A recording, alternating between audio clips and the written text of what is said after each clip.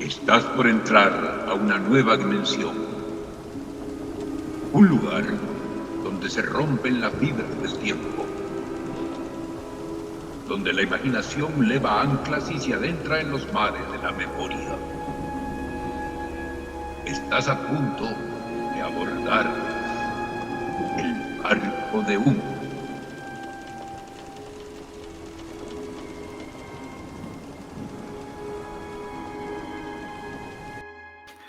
¿Cómo estamos, muchachos? Encantado de tenerte aquí en la conversación, Jacobo. ¿Cómo has estado?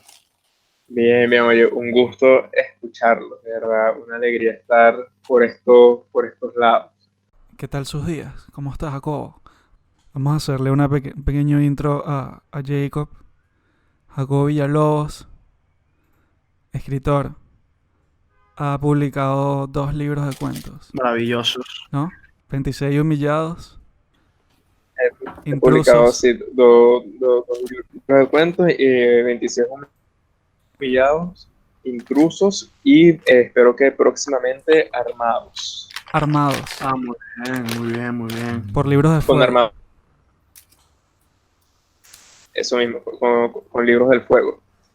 Es un episodio inédito, ¿ah? La Bueno, primera vez que recibimos un invitado aquí en Barco de Humo y qué mejor que tenerte a ti, Jacobo, la verdad. Un encanto. Este, no, sino eso. abordar el barco de humo. Tenía ganas de ver cómo era por dentro, ver cómo funcionaba el barco, cómo zarpaba. Eh, Oye, respondiendo a la pregunta sobre mi vida estuvo súper, súper accidentado. Hoy me toca hacer dos entrevistas. Me mandaron a hacer una entrevista a un artista de cerámicas increíble y a un carpintero también. Y estaba demasiado emocionado porque me interesaba mucho saber qué iba a ser el carpintero, pero al final el carpintero me canceló y me quedé con el de cerámica. Y una entrevista de media hora se convirtió en una entrevista de 2 horas y media, porque Wow. este tipo me empezó a mostrar toda la historia de su trabajo y él pasó de hacer un cuadernito donde él anotaba sus pensamientos, su historia, eso lo pasó a cerámica, de cerámica pasó a hacer alta costura, de alta costura empezó a hacer esculturas con vidrio y actualmente está haciendo un mural gigantesco de unos 18 metros con los diseños que tiene la cerámica. Entonces tiene el reto súper complicado de pasar de un plato de cerámica a una pared de 18 metros. Ah. Wow. ¿Cómo conociste a este artista? Bueno, es un artesano, pero también es un artista, ¿no? Pero bueno, yo trabajo en una revista, se llama Lechat, es una revista mexicana, y en Oaxaca, México, perdón, en Guadalajara, México, me parece que es un movimiento cultural bien, bien importante. Hay muchísimos escritores, es como está un terreno todo bullente para los artistas. Entonces, ahí en el radar de la revista aparecieron estos dos artistas, este carpintero con el que no pude hablar y este artista de la cerámica, y me encomendaron entrevistarlos porque supongo que hicieron un link entre que yo escribo historias narrativas y lo que él hace con la cerámica es narrar historias a través de la cerámica. Entonces, bueno, historias narrativas es como una reiteración necesaria, pero por ahí va la cosa. Lo que es interesante con este artista es que él diseña en papel y narra en cerámica. Es una cosa muy loca, porque él narra historias en sus objetos de cerámica y él dice que es para que la gente los use. Entonces, efectivamente, la forma en la que él construye la cerámica se adapta muy bien para que sea ergonómico, pero al mismo tiempo para que sea una pieza artística. Es más, él mismo dice que muchas veces le compran sus platos, le compran sus tazas y las ponen las enmarcan. Y él dice, bueno, eso está muy lindo, pero no era para eso, era para que tú comieras. Era para que invitaras a gente y compartieras con ese trozo de cerámica, no para que lo colgaras. Claro, O sea que es un anti-ready made. claro. Algo así, exacto. Exacto, sí. Vamos a poner a prueba tus capacidades narrativas, Jacobo. ¿Qué crees que te Ok, hubiese contado el otro de su trabajo si te hubiese dado la entrevista? El, el carp- el carpintero. carpintero, sí. Oye, yo creo que me hubiese contado una historia súper dark, porque lo estuve buscando en Instagram y todas las fotos son súper oscuras, como salen madera quemada, sus manos rotas. Entonces yo creo que me hubiese dicho algo así como que él mismo se adentraba en los bosques a buscar los trozos de madera y él con sus propias manos, con una cuchara, pelaba la corteza de la madera y le daba una forma ergonómica, útil. Se imponía la madera, me iba a decir. Moldeaba la madera con las manos. Así mismo, a fuerza bruta. Algo así como en JoJo, en JoJo's Bizarre Adventure, que sale este personaje Zeppelin que puede derretir un brazo congelado con el calor de sus abdominales. Bueno, algo así, algo así. Acobija la madera entre sus abdominales y la madera va cediendo, se va adoptando la forma que él imagina. Mira, sé que has utilizado como referencia series o películas, incluso libros o personajes de libros, incluso autores de libros, los has utilizado para hacer tus historias, ¿no? Tus cuentos que se han publicado. Jojo ha sido uno de esos. Has hecho un cuento en torno a Jojo. Oye, en verdad no he hecho ningún cuento en torno a Jojo, pero me encantaría porque tiene unos personajes loquísimos.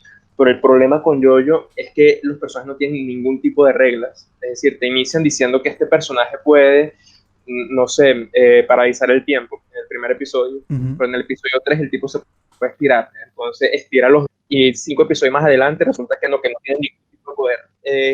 O sea, Jojo es una serie que es famosa porque su creador se le olvida las reglas que él puso en la historia. Por ejemplo, que hay un personaje que tiene el poder, eso de que pega muy duro, que es muy rápido, que es súper fuerte, pero de repente se saca de la mano que el bicho se puede estirar. Entonces hay un episodio donde uno de los personajes estira sus dedos como 5 metros y más nunca lo hace, nunca lo vuelve a hacer.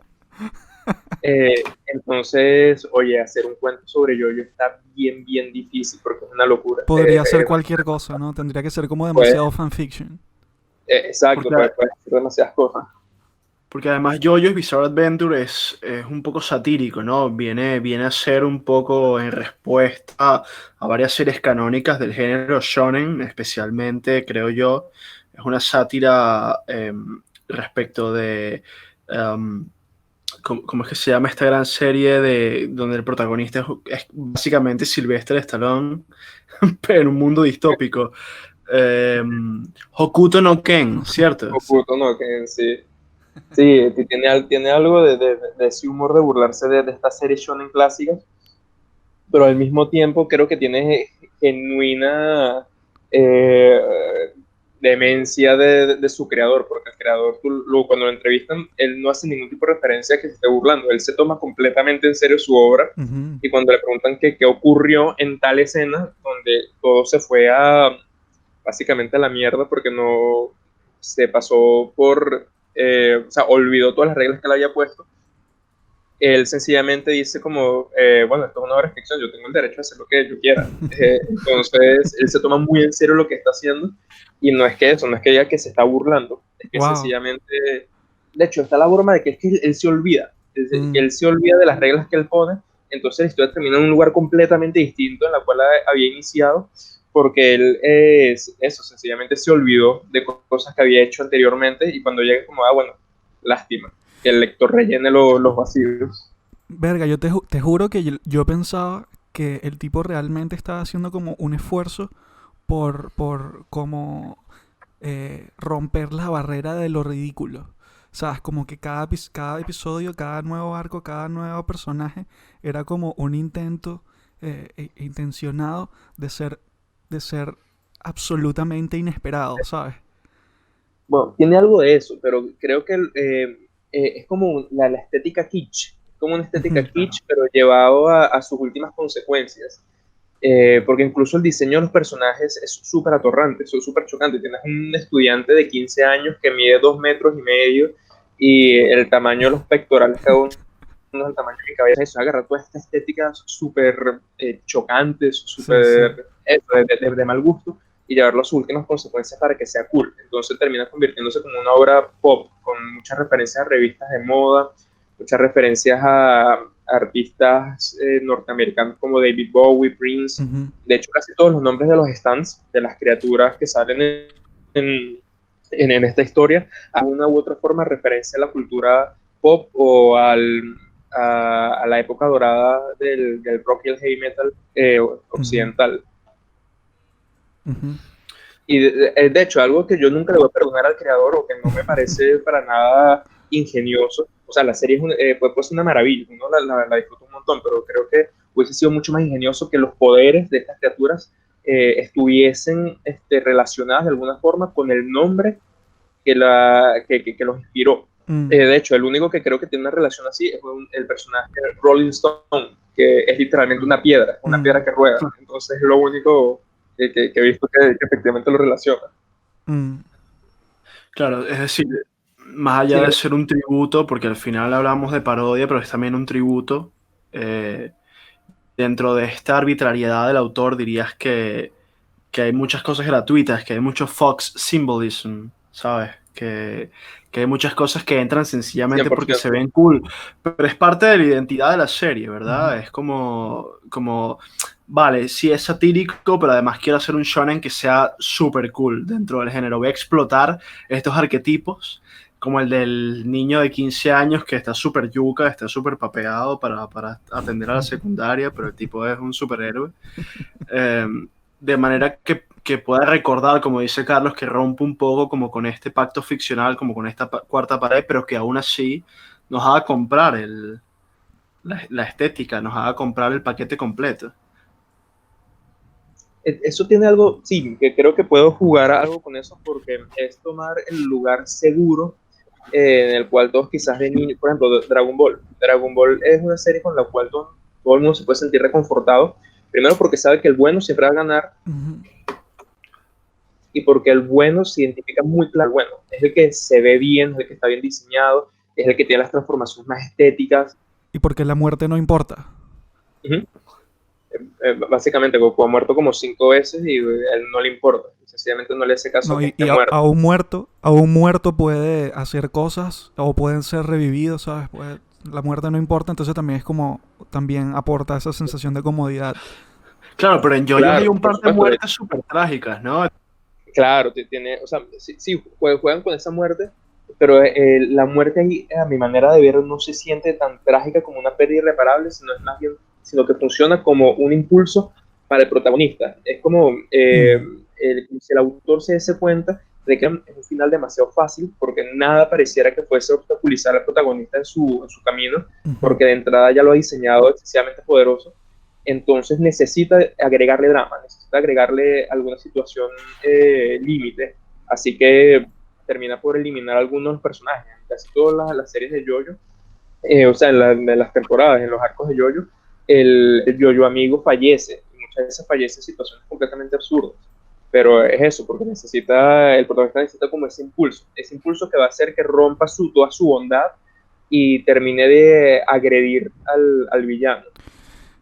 ¿Crees que todas estas apreciaciones que estás haciendo sobre la estructura y el desarrollo narrativo, ¿no? Más allá de qué es lo que va a pasar en la historia, que es lo que la mayoría de la gente, que es en lo que la mayoría de la gente uno podría pensar que se enfoca, ¿no? Como en qué va a pasar ahora con estos personajes. Tú estás haciendo un montón de apreciaciones de más o menos cómo debió haber sido el proceso creativo del autor para encarar todo esto que tú estás hablando de que, bueno, necesita drama en esta parte. Esto es un recurso para que el protagonista se mueva mucho más, se mueva hacia adelante, ¿sabes? Como para desestancarlo, claro, para motivarlo, para lo que sea, ¿sabes? Como estos artilugios necesarios en el proceso de la escritura para que las cosas tengan un flujo natural, digamos, un flujo narrativo natural y apropiado. ¿Crees que efectivamente así es como entrompa este pana su trabajo? Mira, yo siento que sí. Yo siento que sí, porque muchas escenas que se sienten dramáticas a veces se sienten fortuitas. Y cuando digo que se sienten dramáticas, no es porque la escena sea dramática en sí, porque hay algunas que son aparentemente irrelevantes o que si tú las narras o las comentas pueden parecer simplona, pero la forma en la cual él te las presentas es para que tú experimentes cierto dramatismo con esa escena, que después tú la ves mucho tiempo después y te das cuenta que, bueno, realmente no era tan dramático porque más bien era irrelevante, era más bien como un truco, era como un McGuffin en ese momento que después se desechan. Pero sí, sin duda, y es lo mismo que con los grandes shonen, en el cual el bueno es completamente bueno y el malo es absolutamente malo, sin ningún tipo de motivo, en el cual casi siempre el protagonista, en esta historia el protagonista necesita de algún tipo de experiencia al límite que lo haga salir de su ingenuidad, de su completa y absoluta bondad, para poder hacer algo en contra del mal que se le avecina. También aquí uno podría hacer una lectura de que el bien, aquí haciendo pintando con brocha gruesa, pero que el bien es, y de alguna manera se hace patente hasta que lo lleva al límite. En el caso de Goku, por poner un ejemplo, cuando Cell estuvo a punto de explotar todo el planeta, es cuando Goku se da cuenta que su plan no era tan divertido, que se estuvo riendo todo el rato mientras que le estaban dando una paliza a su hijo. Después, cuando ve el desastre que creó, es que, bueno, él termina por tomar una acción definitiva y explota a Cell en el planeta de los Kaio. Igual con Jojo. Y de hecho, igual se preserva mucho la bondad del personaje porque tanto en Jojo como en Goku, como en Dragon Ball, realmente el protagonista nunca mata a alguien. En Jojo casi todos los villanos o mueren por un accidente o quedan encarcelados o quedan inmovilizados de alguna manera. Y en el caso de Dragon Ball, el villano, el protagonista realmente tampoco mata a alguien. Cell se estalla a sí mismo. Majin Buu se trata de explicitar un montón de veces que no es humano, que es más bien como un ente, una criatura. No sé cuándo, porque no era alguien, era una cosa, era un ser.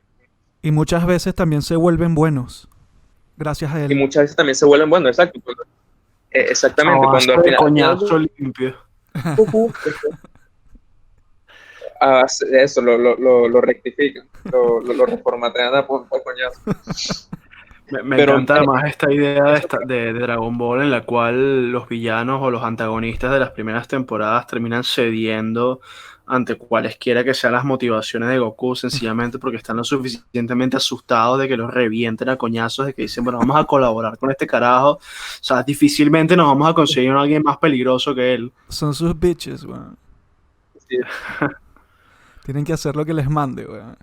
Pero imagínate que te hayan pegado o sea, qué tan duro te tienen que haber pegado como para rendir tu voluntad a alguien, weón. ¿Sabes? Pero en el caso de Yoyo es que estamos hablando de esta dicotomía como de este maniqueísmo, de esta cosa entre el bien y el mal como demasiado bien determinados al punto de, pues eso, de ser un poco absurdo, un poco ridículo. Hay un villano que es reincidente, ¿no? Hay un villano que además no se doblega y que en ningún momento pareciera ceder ante la aparente superioridad de sus contrapartes, de los protagonistas, que es el caso de Dio. Tenemos a Dio Brando, que es un personaje con una motivación como sumamente abyecta y que simplemente parece querer como arruinarle la vida a este linaje de personajes que además tienen todos una relación entre sí, son completamente. familia. Jacobo, si pudieses decir un resumen, de Jojo como del plot, una sinopsis, ¿cómo la dirías? Y luego puedes proseguir con lo que ibas a decir sobre el villano, como para contextualizar las cosas. Oye, un resumen de Jojo está difícil, pero creo que quizás en su base, ok, no, en su base, o por lo menos como nació Jojo, es más bien la historia de un caballero, un noble, que intenta frenar el avance de un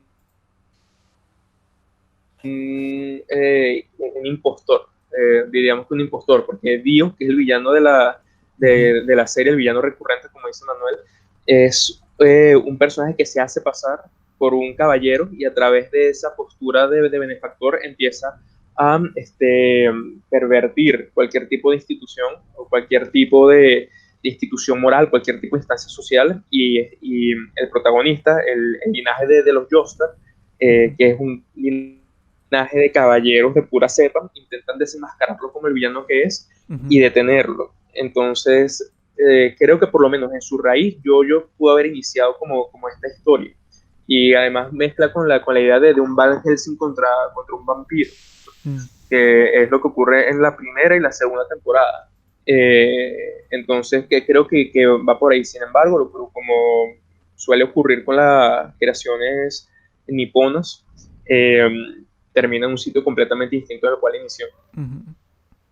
Pero el ejemplo de Dio, de que puso Manu, me encanta, porque sí, efectivamente, Dio es el arquetipo perfecto del villano. Un villano que no Mm. tiene ningún tipo de motivación, porque sencillamente él llega, lo adoptan, lo cultivan, lo crían, le dan dinero y decide que sencillamente quiere quemar el perro de la casa y mete el perro al horno. O que quiere abusar de la novia de su hermanastro y va y lo hace y sencillamente tiene el impulso de arruinarle la vida a todas las personas que conoció solo porque sí. Entonces sí, es un villano solamente porque quiero ser villano y ya. Y por otro lado, los yoyos son las personas más ingenuas que uno puede conocer, las personas más buenas que puedan existir, hasta el punto que en la última temporada estamos hablando de que son un grupo de gángsters, pero son un grupo de gángsters buenos, son un grupo de gángsters que están tratando de luchar contra los otros gángsters que sí son malos. Claro, Pertenecen a la misma organización, son todas partes del mismo cartel, pero bueno, yo estoy bueno. cada temporada es como una nueva generación de los yoyos, ¿no? Una nueva Sí, generación. ese es el elemento más interesante de esta serie, que siempre se renueva el yoyo. Mm. Entonces, como un James Bond, pues uno que siempre está preguntándose quién va a ser el nuevo, quién va a encarnar el nuevo James Bond. Bueno, aquí es como quién va a encarnar al nuevo yoyo. Mm. Que además todo está hilado por este elemento como místico que tiene que ver digamos, de dónde saca Dio sus habilidades, de dónde vienen sus poderes malignos y de cómo termina convirtiéndose efectivamente en una suerte de vampiro, que es como toda esta narrativa rara como ancestral de una máscara que él consigue, ¿no? En unas ruinas. No recuerdo si si son egipcias, pero creo que será como el tema, como el leitmotiv de la segunda Sí. temporada. Y y este personaje accede a estos poderes, creo que a costo de su alma, si mal no recuerdo, o de su integridad, o de lo poco que pudiera restarle de humanidad, con el único propósito exprofeso de arruinarle la vida a estos personajes. Entonces tienes a este tipo con poderes sobrenaturales, además creo que con inmortalidad o algo por el estilo, que sigue acosando a esta familia generación por generación, no sé, por alguna suerte de resentimiento. Es que realmente tú te pones a ver los primeros episodios en el cual Dio decide abandonar cualquier camino de la rectitud para emprender su largo pasaje por la maldad y no hay ningún tipo de motivación. O sea, que tuvo una mamá, tuvo la situación de su parto en la cual lo dieron a luz son terribles y a partir de ahí toda su vida estuvo determinada por esa situación de su nacimiento y bueno, quedó determinado que iba a ser el villano. Sin embargo, creo que yo pone de manifiesto algo que a mí me parece a nivel narrativo, que me fascina del anime, y es que la propia presentación, la forma que tiene el anime, Ujú. sirve como un lubricante para que uno haga un pacto ficcional con mucha más sencillez. Ujú. Es decir, Sí, estamos sí. hablando desde un inicio que es una historia que no tiene no respeta bajo ningún concepto las reglas que ha planteado desde un inicio, y eso en Occidente, en Ujú. la literatura, en su forma más clásica de concebirla, es la primera regla que uno no puede violar, porque es lo que Ujú. saca inmediatamente al lector de esa historia. En cambio, en Yoyo se pone manifiesto que uno no solo no tiene problemas de firmar ese pacto ficcional que te presenta el autor, sino Ujú. estar continuamente cambiándolo. Ujú. Sé que me estás violando las normas, pero lo voy a aceptar. Y probablemente si eso estuviese en otro formato, un formato más eh, literario, si se quiere, es decir, en un libro de narrativa, probablemente desde las primeras páginas eso implicaría un abandono inmediato y lo catalogarían como una obra fallida. Claro, En porque no cambio, tiene cómo lo terminas, a dónde vas, ¿sabes? es Es más exacto. como una exploración, es más como una experiencia de exploración a través de estos personajes, ¿no? Poner a estos personajes en situaciones donde puedan desplegarse y donde puedan cambiar. Exacto, y de hecho hay algo que ocurre mucho con la literatura japonesa, o mejor dicho, con la narrativa japonesa, sin importar el formato, y es que muchos inician sin saber hacia dónde van. Ujú, Quiroga, Raymond Carver, siempre se dice que uno nunca debe iniciar una historia sin saber cómo va a terminar, ujú, porque puede ocurrir una catástrofe narrativa de ahí. En cambio, los japoneses sí ven con buenos ojos que tú inicies sin saber cómo vas a terminar. Y es el caso de Murakami, es el caso de la mayoría de los mangakas, es el caso de Miura, que es un ejemplo canónico, que es el creador de Berserk, ujú. que solo tenía pautado el primer arco de la historia y en adelante los últimos 10 años han sido de improvisación. Wow. Eh, entonces es interesante ver cómo los formatos que ellos utilizan sirven para esta idea de que no es necesario saber cómo va a terminar. Entonces creo que el formato ayuda a que si la novela, la historia se desvía, el lector, el espectador pueda asumir con más facilidad ese desvío. Ujú. Claro, porque está comprometido con los personajes. Está comprometido con los personajes y entiende que no está viendo una obra realista, Ujú, porque como está viendo precisamente diseños, dibujos, ilustraciones, ya de alguna vez de entrada asume que lo que está viendo no es algo realista, no le está intentando narrar una historia que usurpe la realidad, sino que está viendo claro. una historia que es ficción. El propio formato te anuncia que es ficción de entrada, entonces el lector no tiene ningún tipo de expectativas de que se cumplan o no se cumplan algunas reglas establecidas. Ujú. Y también es como la estructura de la escritura del manga, digamos. eh, no en cuanto al diseño de una historia, sino cómo se escribe, cómo se despliega la historia, ¿no? Suele ser muy básica y muy sencilla. Por lo general tiene muchísima exposición, tiene muchísima explicación de qué está pasando, quiénes son los personajes, porque incluso en los mangas tiene fichas de los personajes, donde puedes, o sea, además de la historia, tienes como fichas de personajes, tienes un poco de material adicional para que cuando leas el manga no necesiten explicártelo tanto, ¿no? Y este tipo, y también, o sea, la disposición de las imágenes también de alguna manera determina cómo se dice lo que se dice, ¿no? Los diálogos. Y muchas veces cuando adaptan mangas a anime, este lenguaje se traduce, no, yo diría que no muy efectivamente. ¿Por qué? Porque es demasiado manga.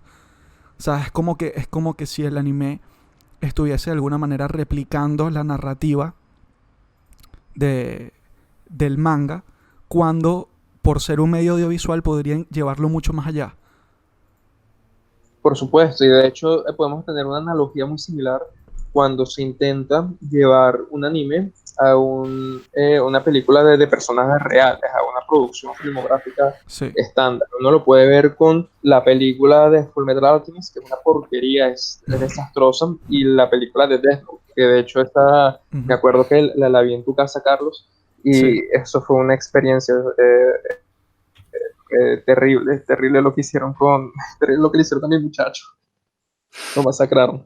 Pero también lo que ocurre es que casi siempre que hacen una película de este tipo, es que siento que Occidente tiene miedo de producir una película que replique el ánimo oriental o que replique las temáticas orientales. Entonces, en lugar de respetar el material original, intentan adaptarlo y quizás no se dan cuenta que parte del disfrute que uno puede tener viendo estas obras es precisamente que tiene un ánimo particular, distinto, sí, fresco. Entonces le están quitando gran parte de lo que lo hace único.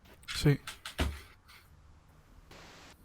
Que además en el caso de este género, del shonen, de este anime de acción juvenil, la manera en la que están concebidos los personajes, los protagonistas, que antes tú mencionabas, Jacobo, que en el caso de JoJo's Bizarre Adventure, pero también es el caso de otros grandes clásicos como Dragon Ball, que estábamos conversando, Naruto. o Samurai X, Rurouni Kenshin.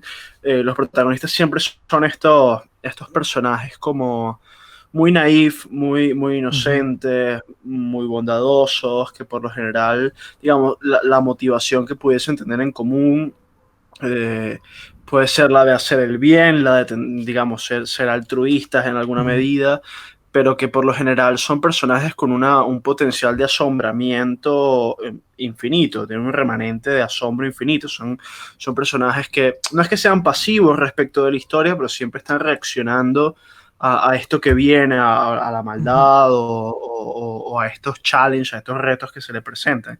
Y esto evidentemente no es fortuito. lo hablo en el sentido de la manera en cómo se estructura la narrativa nipona en el caso del manga, de la cultura del manga, del anime, para enganchar a la audiencia. Este personaje, este protagonista, por lo general, está desprovisto de grandes ínfulas, de grandes planes. Él está allí para reaccionar al mal y combatirlo. Y yo creo que esa inocencia o esta apertura siempre al otro y a la crisis digamos, a lo que pueda requerir de su intervención es parte de lo que hace esta fórmula exitosa y lo que puede hacer que, por ejemplo, exacto, alguien que está viendo una saga como la de JoJo's, donde constantemente estamos pasando a una nueva generación y estamos cambiando los protagonistas, sigue enganchada, porque este arquetipo de protagonista le sigue recordando algo, y es este algo medianamente, no voy a decir vacío de contenido, pero sí es algo con lo que siempre pueden empatizar, con lo que siempre se pueden identificar. Es como, bueno, puedo entender, es muy sencillo, puedo entender la motivación de este protagonista y quiero seguir sus aventuras, quiero ver hasta dónde puede llegar y hasta qué punto es capaz de, bueno, de sacrificarse o de emplearse al máximo para combatir estos peligros. Por supuesto. De hecho, creo que esto, lo que estás diciendo tú, Manu, y siento que eso recuerda mucho al mito del superhéroe. De hecho, siempre ha habido la comparación entre Goku y Superman, como Goku como el superhéroe nipón y Superman el superhéroe occidental, pero al mismo tiempo ambos tienen el mismo estereotipo. Es eso, el bueno que está ahí hasta que aparece el mal y entonces es llamado a detenerlo. Y quizás el lugar seguro en el cual los espectadores se sienten es producto de que se sabe que el bueno va a ganar y que va a ser un desenlace épico, porque durante toda la historia se te presentó como que el mal era imbatible y no hay forma de que le ganara, y por algún truco de guión a veces, pero en otras ocasiones por quizás algo un poco más meditado, milagrosamente el bueno logra derrotar al malo. Sin embargo, yo siento que para nuestra generación que crecimos con ese, en algunos estratos, eso se está desquebrajando y estamos empezando a buscar puntos intermedios, puntos grises. Usted lo mencionó hace poco con la serie The Boys, que más bien precisamente se encarga de pintar a todos los superhéroes en gris. Tú entiendes los conflictos morales de todos estos héroes, y lo mismo siento que está pasando con la llegada de otros tipos de contenido nipón a Occidente, series y mangas como Shingeki no Kyojin, Vinland Saga y algunos otros que ya son canónicos como Oyasumi Pum Pum, que es de Inyo Asano. Más bien son una respuesta bastante dura a ese estereotipo. Estaba pensando también en el compromiso que me estaba mencionando Manu, este compromiso que tienen las personas con estos personajes, ¿no? Y con estas historias, que incluso no necesitas saber, o sea, no te molesta que no haya un final a la vista, ¿no? Y aún así te comprometes con ellos. Estoy pensando en series también como One Piece, que tiene como más de 900 capítulos. Y van por la mitad. Sí. Bueno, y además también pienso que gracias a sus particularidades narrativas, el manga y el anime, digamos, o este estilo narrativo japonés, es mucho más permisivo con la exploración de mundos que en Occidente, ¿sabes? Como de este world building, de como toda esta construcción de este universo con sus reglas, y tú como, o sea, no necesariamente te tienen que contar una historia definitiva en este mundo, sin embargo, te abren las puertas, digamos, a esta construcción de la imaginación de esta persona, que incluso pueden ser cosas muy intrincadas. Por ejemplo, estoy pensando en Full Metal Alchemist, por ejemplo. Claro. Yo creo que eso también tiene que ver con que como la concepción de la narrativa en Japón es mucho más abierta al escribir sin saber hacia dónde se va, quizás los escritores que nacen con esa idiosincrasia de alguna manera han logrado perfeccionar ese estilo, porque si comparamos con algún caso similar en Occidente, vemos por ejemplo series como Lost, que se escribió en César hacia dónde se iba, el resultado es nefasto, el resultado es Ujú. terrible. En cambio, en obras del mismo talante, en niponas, se ve que a pesar de que el escritor no está del todo seguro de dónde lo va a terminar, continuamente, o por lo menos sabe que no hacer. No sabe hacia dónde quiere llevarlo, pero sabe hacia dónde no debe llevarlo. Ujú. Entonces siento que este tipo de arte, este tipo de literatura, ha aprendido a tener esos dos elementos, el no saber hacia dónde se va y al mismo tiempo no arruinarla, no arruinar la narración que está haciendo. Ujú. Porque parece como una tarea muy difícil, ¿no? ¿Cómo no romper precisamente lo que estabas diciendo antes? ¿Cómo no romper este pacto ficcional cuando constantemente, con los lectores, cuando justamente eres tú quien lo está rompiendo a cada rato, ¿sabes? Con cada nueva expansión que haces de las reglas, ¿no? Por ejemplo, no habías establecido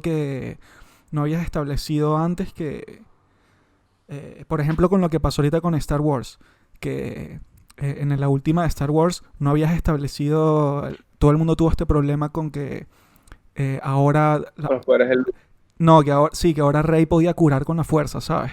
Y que de dónde se sacaron eso y toda la gente estaba molesta, no habías establecido que eso se podía hacer. X. Eso es un ejemplo. No quiero decir que esa crítica esté bien o no. Sin embargo, como que ese es un buen ejemplo de cómo alguien podría romper como consumidor, ¿no? Como, no quiero decir consumidor, como interpretador, digamos, espectador, exacto, gracias. Como espectador, como ese quiebre que hizo el autor con la obra, con las reglas de la obra, puede a ti sacarte del pacto ficcional. Sin embargo, en el anime parece que no es así. Parece que no ocurre esto. Que igual es un problema con este tema de las sagas o con estas series de largos tirajes. Mm. Precisamente lo que decía Jacobo, esta necesidad de siempre sacar del apuro a los protagonistas o a los héroes, muchas veces recurriendo al Deus Ex Machina, ¿no? Como en el caso, por ejemplo, de que Rey de repente pueda curar, o Ujú. de, no sé, X en Dragon Ball, de repente en cualquier momento podemos sacarnos una Genkidama y resolver el problema, y con esa regla de tres cualquier villano lo podemos derrotar de esta forma.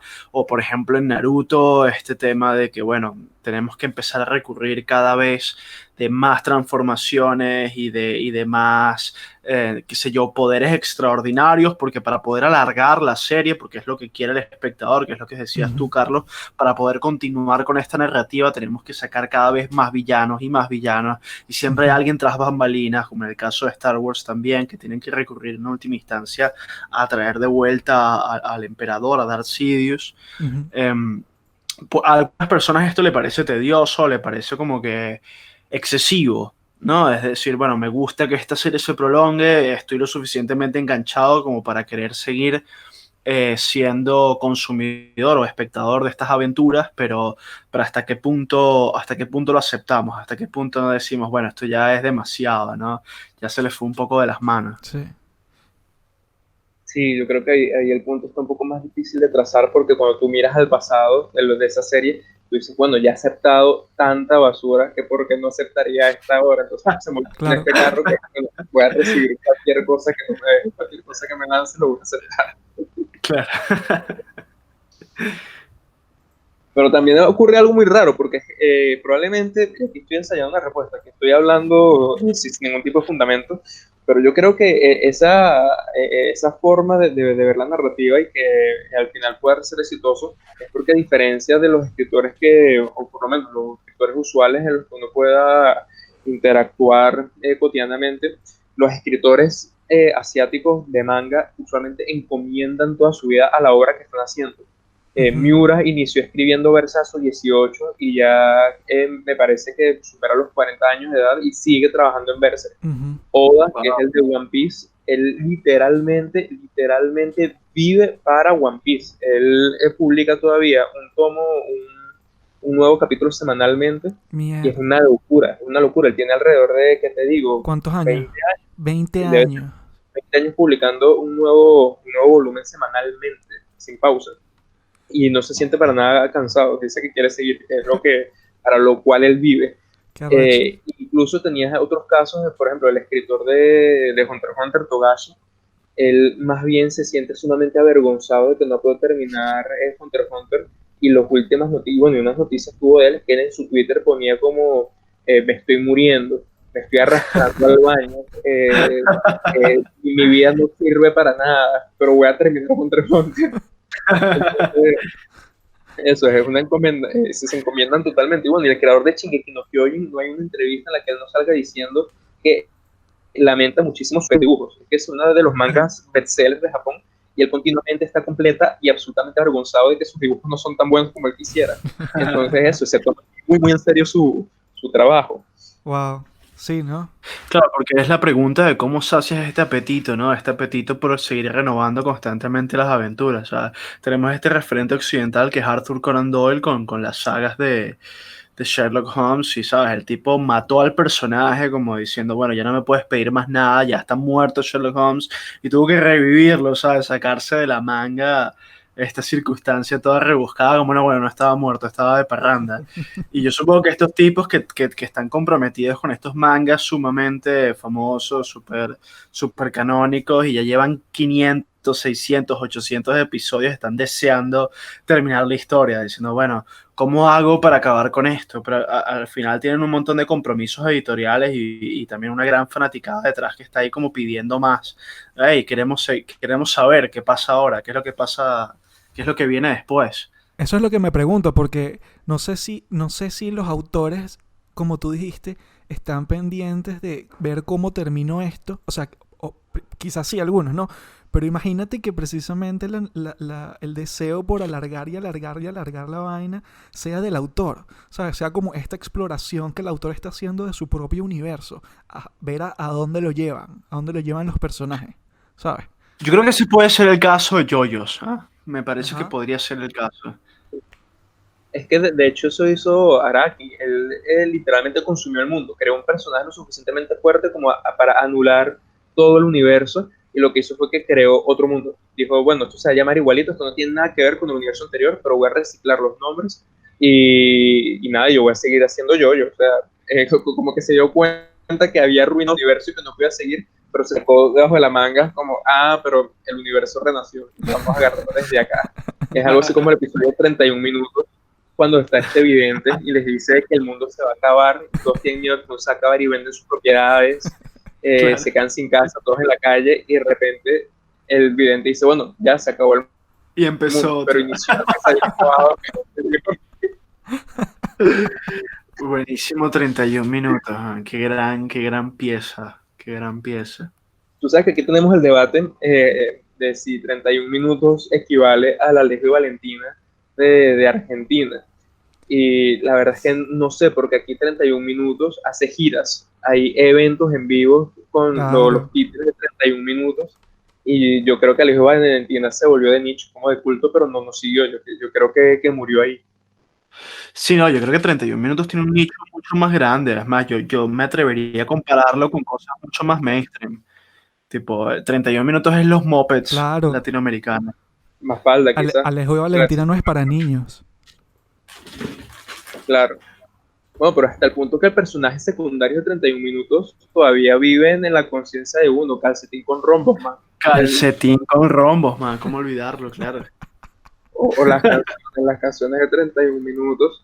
Mira, yo estoy segurísimo que muchos de mis compañeros de comunicación social iniciaron a estudiar por Juan Carlos Bodoque. Y está de 31 minutos. El top. Yo siempre recuerdo la de me cortaron mal el pelo. Es un clásico. Ese es uno de los clásicos, weón. ¿Sabes qué? Por un tiempo me sentí burda identificado con esa canción porque me pasó, weón. De pana me preocupaba que mis amigos se fueran a burlar de mi corte de pelo, weón. Y yo escuchaba la canción en Nickelodeon y decía, sí, weón, yo te entiendo, weón. Así me siento. Claro, weón, esta canción. No, Me encanta a mí me la pasó de Mi muñeca me habló. Mi muñeca me habló, es un clásico. Es otro clásico. Es como demasiado demente, weón. Es como preocupante. O la de bailan sin cesar. Claro, weón. Bailan sin cesar hasta que aparezca César. Y lo Y arruina lo todo. arruine todo. Eso de que me cortaron mal el pelo, a mí, mira, Probablemente. yo muchas veces mentalmente matizo mi vida cotidiana, mi quehacer cotidiano, con canciones de 31 minutos. Y me pasó lo mismo que te pasó a ti, Carlos, porque yo la primera vez que llegué aquí, bueno, no la primera vez, cuando llegué aquí a Antofagasta, me metí ingenuamente en la primera barbería que encontré, porque quería iniciar con buen pie, iniciar aquí en Antofagasta con buen pie. Me metí en una barbería colombiana muy urbana, por decirlo de alguna manera. Lo que me hicieron no tiene nombre. Se dejaron como Daddy Yankee. Literalmente, me hicieron un estilo muy, muy a lo Anuel, a uno de estos que cantan rap. Me hicieron un corazoncito aquí en la barra, me dejaron el bigote súper fino, el bigote súper, súper fino, y me raparon aquí a los lados. Fue atroz. Y está ese momento incómodo en el cual tú ves que te están haciendo algo que tú no quieres, pero te sientes tan apenado que tú no puedes decir, por favor, deténgase. Que no los puedes detener. Te hicieron el CR7. Literal. O que tampoco puedes pedir que se detengan porque sus movimientos fueron tan rápidos que ya una de la mitad de la cara la tienes así. Y si tú dices deténganse, vas a quedar como con dos caras. De un lado la barra y del otro lado, bueno, el Daddy Yankee. Entonces quedas peor. Ustedes saben que yo, para evitarme esa decepción de ir al peluquero o al barbero y que, ¿sabes?, me hicieran algo que no me gustase, o sea, decidí comprarme yo mismo mis máquinas, mi equipo, mis tijeras, y tengo unos 5 o 6 años quizás más cortándome el cabello yo mismo, porque decía, bueno, ¿qué es lo peor que puede pasar? ¿Sabes? Si me lo arruino, no me gasté el dinero y en última instancia asumo yo mismo la culpa. Bueno, la cagué yo mismo, ya está, Te puedes poner una gorra. con qué arrecharme.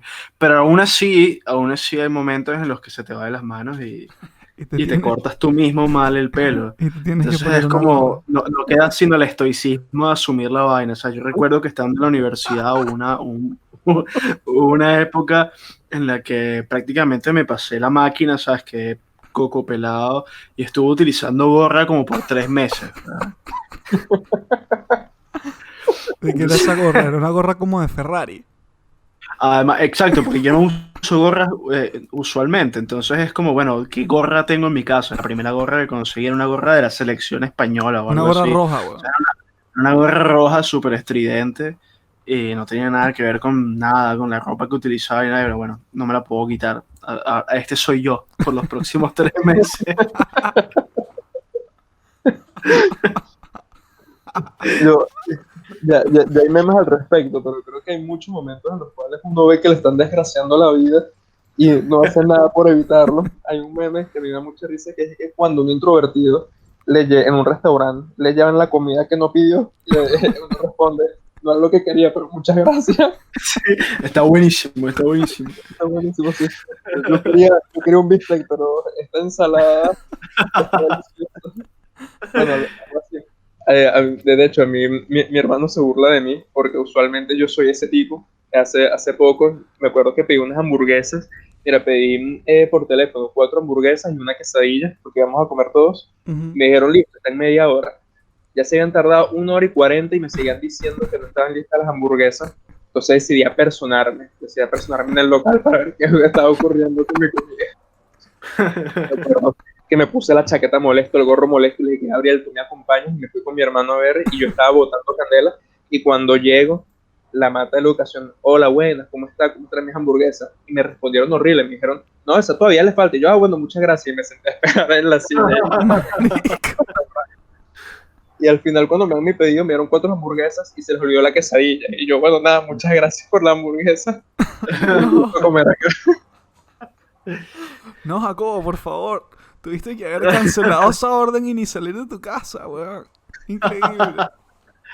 Que te devolvieron. No, amigo, lo que pasa es que donde yo llegué a vivir aquí en Antofagasta por mucho tiempo es una zona en construcción que está más cerca del aeropuerto que de la ciudad. De hecho, yo escuchaba en las noches cómo despegaban los aviones. Estaba a 10 minutos del aeropuerto, pero a 1 hora y media de mi trabajo. Entonces, cuando me bajé del avión, yo dije, no, esto es maravilloso, ya estoy en casa, no me tomó nada de tiempo. Pero claro, de ahí en adelante el día a día fue terrible. Pero el punto es que a ese lugar donde yo vivía solamente llegaban pizzas y hamburguesas. Entonces, si cancelaba la orden de hamburguesa, me tocaba era pedir pizza, y la pizza también se tardaba como 1 hora, y yo decía, bueno, tengo 2 opciones. O sacrifico la hamburguesa que quizás esté listo dentro de 20 minutos, o me espero ya directamente 1 hora más para la pizza y ya tengo mucha hambre. Entonces decidí jugar la suerte de que 20 minutos más estuviese mi comida. No, pero bueno, sí, uno de esos momentos en los cuales uno es consciente de que están abusando de la benevolencia y aún así uno encuentra maneras de decir, bueno, dame mi hamburguesa, pues. Mira, sabes que antes te había comentado que habías usado como referencia algunas series, algunos animes, algunos libros, algunos autores para tus propios cuentos, ¿no? Sí. ¿Crees que alguno de tus cuentos, tomando eso en cuenta, haya sido... ¿consideras que alguno de tus cuentos es un fanfiction? Sí, sin duda. De hecho, te confieso que cuando salió mi segundo libro, incluso yo me sentí un farsante por muchísimo tiempo porque empecé a contar cuántos cuentos de ese libro podían ser considerados fanfics. Cuando terminé de contarlos, la cantidad de cuentos me asombró. Wow. Claro, yo intento que sea si es un fanfic, que sea un fanfic serio, o sea, que se pueda leer sin saber cuál es el material original. Wow, Pero ok. sin duda, en varios de mis cuentos aparecen personajes y dinámicas de alguna otra historia que vi. De hecho, uno de los que más se repite es un personaje, una criatura que se llama Indoor Fish, que es un Ujú. pez que aparece en Hunter x Hunter. Es un pez increíble que aparece y se puede devorar a las personas que estén en la habitación, pero estas personas no mueren. Los muerde, los va devorando, pero la persona es incapaz de morir mientras que el pez se lo coma. Entonces me encantó ese concepto y aparece en varios de mis relatos. Y Wow. recuerdo que uno de los momentos así más de conflictuados fue cuando me tocó confesar eso y decir, no, esta criatura no la inventé yo, esta criatura, y ahí empecé como a meter un poco la no es referencia a una criatura japonesa, nipona, Mm. mitológica, que fue adueñada por un mangaka, para no decir que era que lo había visto. Bueno, Pero que es así, ¿no? Al final no hay nada nuevo bajo el sol. Yo creo que al final la labor creativa de verdad, la verdaderamente seria, consiste en tomar referencias Ujú. y saberlas trabajar, saberlas reorganizar, saberlas reestructurar de una manera en la que pueda ser contada la misma historia de nuevo, pero de una forma fresca. Saber usarlas para Y decir tu versión. claro, claro, sin duda. por supuesto. Sin duda, de hecho, a mí me parece que es mucho más honesto. Claro, ahorita lo está diciendo en tono focoso de broma, pero a fin de cuentas creo que es mucho más honesto reconocer de dónde viene Ujú. la obra que estás creando, a ponerte la pose de que lo que estás haciendo es completamente original, que vino solamente de ti, que fue un ejercicio creativo extraordinario de tu propia mente, Ujú. cuando seguramente aún a nivel inconsciente, es decir, cuando digo inconsciente no me refiero aquí a meterme en lo surrealista, sino que tú no advertiste que algo se filtró, que algo que no comparas el material original, lo que vas a topar con ese material que te inspiró a hacer la historia, Ujú. no caes en cuenta de toda la presencia que esta tuvo en tu creación.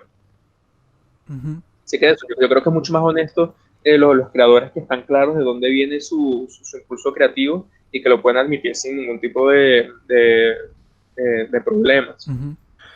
Sí, por supuesto, que al final en cualquier obra siempre permea toda esta gran influencia, todo este gran, eh, toda esta cosa, este Fallgeist, esta materia, esta sustancia que está como ahí y que uno va recibiendo. Yo creo que cuando es consciente, cuando es un ejercicio activo más que pasivo, es decir, porque muchas veces se te olvida, o sea, muchas Sí, veces sí. te sientas y empiezas a escribir un relato, o empiezas a escribir cualquier otra forma de narrativa y piensas para tus adentros, wow, me la estoy comiendo, estoy escribiendo una cosa magnífica, Ujú. excepcionalmente original. Y una vez que la terminas, empiezas a darte cuenta en un momento de lucidez que en realidad lo que hiciste fue un refrito de un montón de otro montón de cosas, de otro montón de influencias de las que Ujú. fuiste consumidor. Yo creo que cuando este ejercicio es deliberado, cuando hay una lucidez, una honestidad de por medio, es todavía mejor. Claro. ¿Sabes? Es lo que es como tiene que Es como ser, yo es. creo. Sí, sí. Es tomar las herramientas y tomar la materia y moldearle y decir, bueno, esto es un trabajo consciente Ujú. y bueno, luego puedo hablar con orgullo no, con cierta vergüenza no, porque a lo mejor sabes reconocer dentro de un ámbito académico que alguna inspiración para alguno de tus relatos fue un anime, por ahí tienes este miedo, esta inseguridad de si te pueden tomar en serio o no, pero al final deberían hacerlo, porque en última instancia tú estás siendo como catalizador de toda esta gran eh, corriente cultural de la que vivimos todos, de la que vivió toda nuestra generación, y encima estás aprovechando para, o sea, estás utilizándola para sacarle un provecho, para reinventarla de una manera que es increíble, es fenomenal, la verdad, yo lo aplaudo profundamente. Oye, mano, tú sabes que yo estoy muy de acuerdo contigo, principalmente porque no sé si es el caso de los lectores, pero por lo menos yo aprecio muchísimo cuando, bueno, lo que estamos hablando, cuando alguien es capaz de tomar la producción de alguna otra persona y aún respetando las reglas que esa otra persona les dio, pueda redimensionarlo. Es decir, es un trabajo doble porque está interpretando, casi colocándose en el lugar de otro autor sin olvidar su propia creación. Entonces sí, es un trabajo doble. La historia de los cómics norteamericanos de superhéroes, ¿no? Totalmente, totalmente. Son una serie de arquetipos que están disponibles para cualquier persona que sea capaz de reinterpretarlos exitosamente. Y a veces no tan exitosamente, sino que puede hacer parodias absolutamente ridículas y absurdas de estos personajes, pero que son igualmente válidas. Sí. Claro, que es lo que conversábamos en algunos episodios anteriores respecto del mito heroico, qué sé yo, helénico o del mito heroico romántico, de cómo al final todo termina siendo siempre una reinvención de estos arquetipos, una manera de actualizarlos o de imprimirles, bueno, también con base a las nuevas necesidades, a las nuevas problemáticas, ¿sabes? Como actualizarlos en ese sentido. Y está allí, está presente y al final, pues cada generación sigue teniendo o tiene referentes que son más brillantes que otros, brillantes no en el sentido de que sean geniales o de que sean eh, particularmente inteligentes, sino que resalten más, de que lleguen a más gente.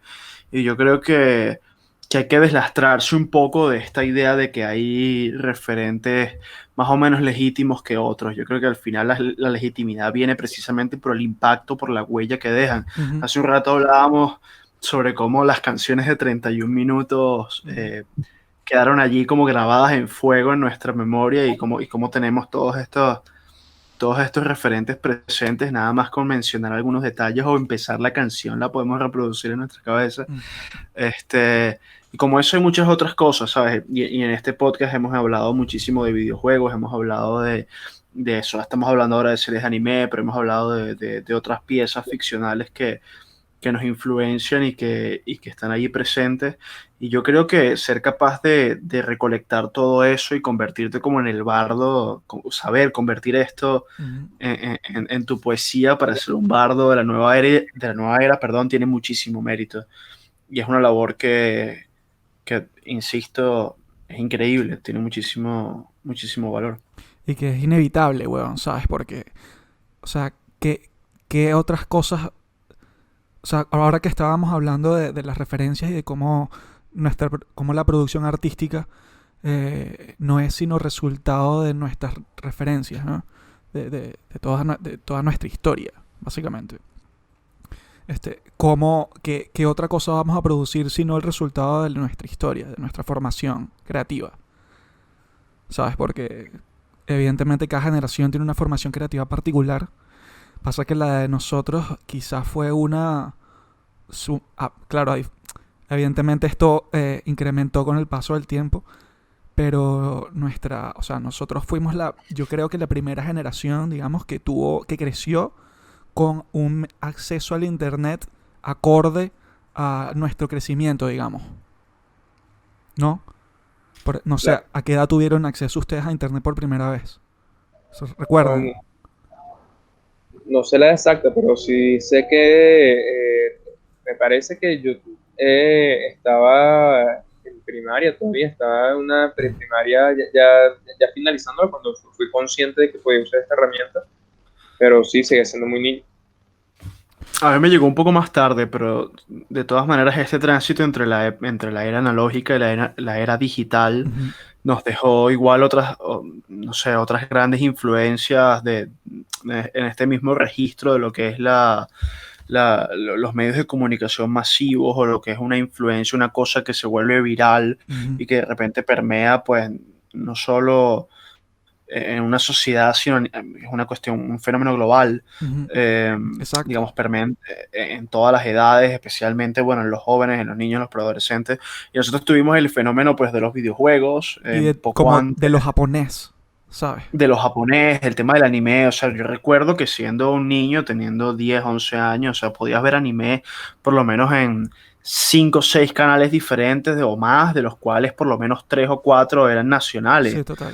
Habían ciclos de anime en Televen, por ejemplo. Entonces llegabas, aunque no tenías televisión por cable, podías llegar a Dragon Ball, podías llegar a Inuyasha, a Shaman King.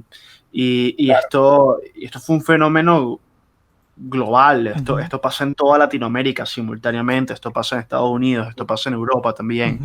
Y claro, esta es la antesala del Internet, esto es la antesala de los medios de comunicación globalizados, pero que ya de alguna manera te prepara para ese beber de esta cultura colectiva, de esta Sí, cuestión que ya no es regional, ya no es solamente las cosas regionales o las cosas que de verdad tienen un impacto eh, tan abrumador del otro lado del mundo que terminan llegando inevitablemente a ti, sino que ahora, independientemente de que esto sea una pieza, una obra maestra de la literatura o de la narrativa, independientemente de eso, puede ser una cosa pues tan casual como exactamente como JoJo's Bizarre Adventure, va a llegar a ti. Y va a ujú, haber un nicho para eso, y va a haber una comunidad alrededor de eso, que ujú. pueden ser 2.000, pueden ser 10.000, pueden ser 200.000 personas, pueden ser millones. Puede ser parte de eso también, y va a marcar un hito en tu vida. Por supuesto. De hecho, aquí voy a cambiar el tema ligeramente, pero creo que puedo encontrar un ejemplo que anuda parte de lo que se está diciendo con lo que está mencionando Carlos. Y es que recientemente una de las obras de literatura latinoamericana más importantes, que ahorita es considerada como quizás la obra de la década, Ujú, llamada Mandíbula, de la escritora ecuatoriana, me parece, Mónica Ojea, explícitamente la autora reconoce la influencia muy, muy patente del creepypastas en su obra. Es una wow. obra de terror y ella, de hecho, cita creepypastas dentro de la obra y en su carta de agradecimiento agradece a los autores de creepypastas.